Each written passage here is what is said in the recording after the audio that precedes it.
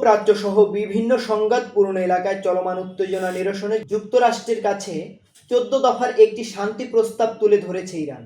তেহরানের দাবি, এই পরিকল্পনার লক্ষ্য কেবল সামরিক যুদ্ধবিরতি নয়, বরং স্থায়ীভাবে সংঘাতের অবসান নিশ্চিত করা।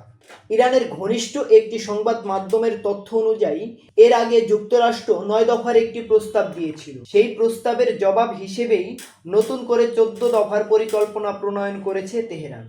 পুরো কূটনৈতিক প্রক্রিয়ার মধ্যস্থতাকারী হিসেবে কাজ করছে পাকিস্তান।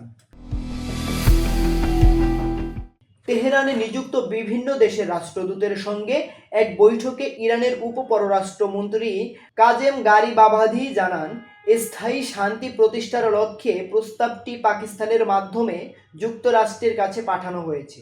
এখন পরিস্থিতির ভবিষ্যৎ অনেকটাই নির্ভর করছে ওয়াশিংটনের সিদ্ধান্তের ওপর। তারা আলোচনার পথ বেছে নেবে নাকি সংঘাত চালিয়ে যাবে। প্রতিবেদন অনুযায়ী যুক্তরাষ্ট্রের আলোচনার অংশ হিসেবে ২ মাস মেয়াদী যুদ্ধবিরতির প্রস্তাব দিয়েছিল। তবে ইরান সেটি গ্রহণ না করে জানায়, দ্রুত সমাধানের জন্য ৩০ দিনের মধ্যেই কার্যকর উদ্যোগ নেওয়া সম্ভব। ইরানের দেওয়া ১৪ দফা প্রস্তাবের বেশ কিছু গুরুত্বপূর্ণ শর্ত রয়েছে।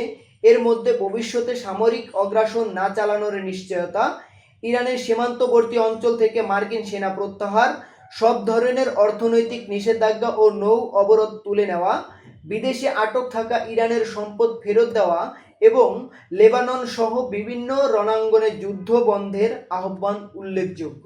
ইউএফটি ফার্স্টের সাথে ট্রেড করুন যে কোনো জায়গা থেকে। ক্যাম্পাসে ক্লাসের ফাঁকে, ঢাকায় জ্যামে বসে কিংবা ঘরে বসে, ট্রেডিং এখন হাতের মুঠোয়। তাই ট্রেড করুন যখন খুশি, যেখানে খুশি।